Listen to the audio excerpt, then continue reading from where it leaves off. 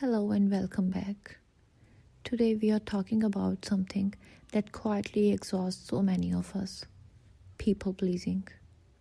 This episode is for those who give too much, apologize too quickly, and feel responsible for keeping everyone else comfortable, even when it hurts you. If you have ever said yes while your whole body whispered no, you are in the right place.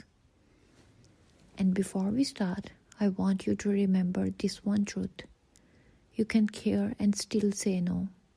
Healthy boundaries do not destroy love, they protect it. Take a slow breath. Let's begin. People pleasing isn't a personality flaw, it's not a weakness. It's usually a survival strategy that began years ago.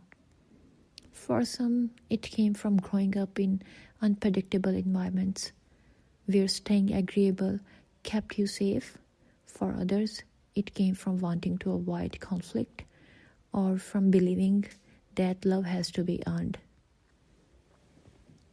People pleasing is often the emotional version of if I am easy, if I am helpful, if I am perfect, no one will leave.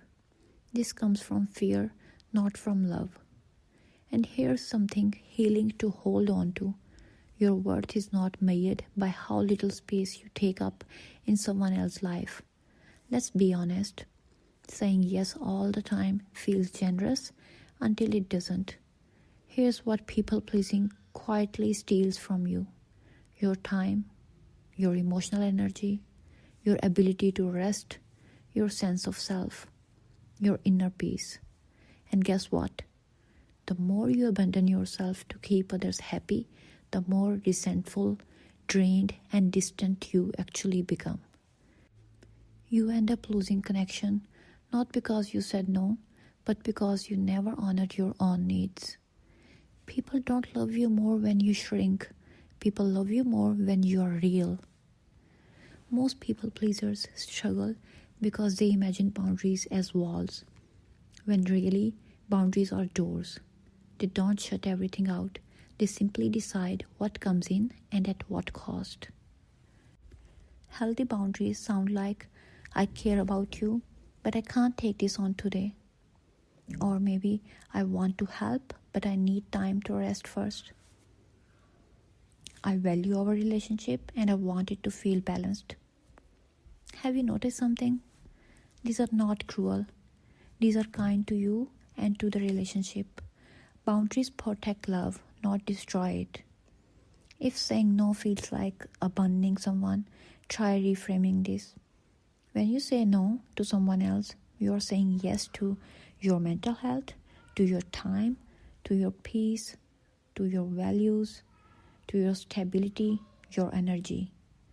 So this is not selfishness, this is self-preservation. Think of it this way: you cannot pour water from an empty cup. Every yes you give without capacity is a slow leak, and eventually you run dry.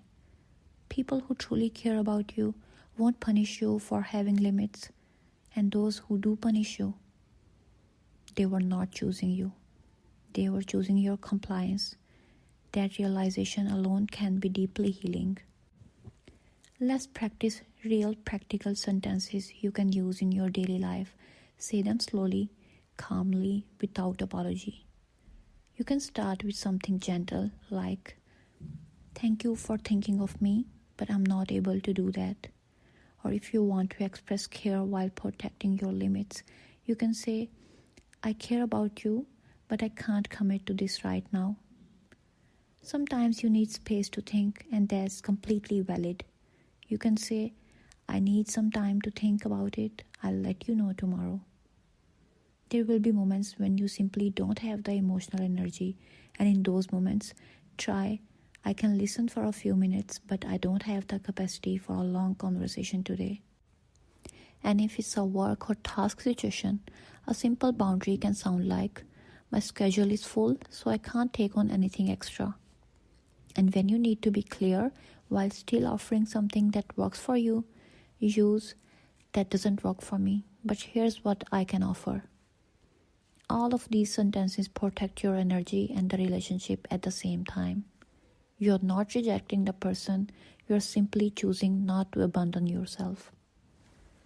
No doubt, setting boundaries can feel intimidating, especially when you are worried about how others might react.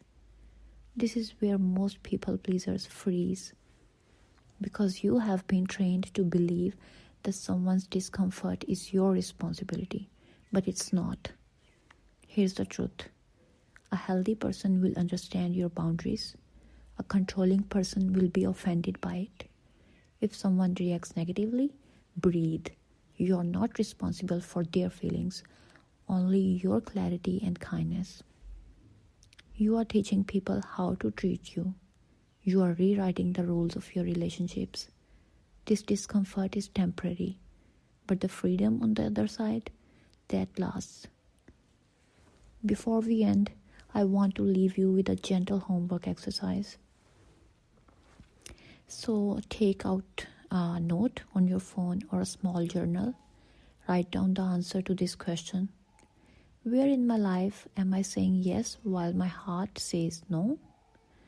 Maybe it's a friend, maybe it's a family, it's a work, or maybe it's a relationship you have outgrown. Choose one place, not 5, not 10, just one. And for the next week, practice one small boundary there. Nothing dramatic, nothing confrontational, just one moment of truth. This is how healing begins.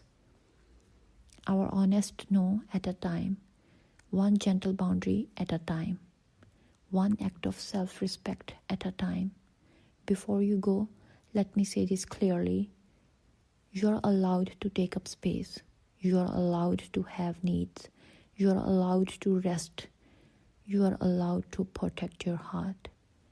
People who love you will love all of you, including your boundaries. You do not lose love by being honest. You lose yourself by hiding. And you deserve a life where love and respect flow both ways. Thank you for listening. Take care of yourself today, gently and without guilt. See you in the next episode.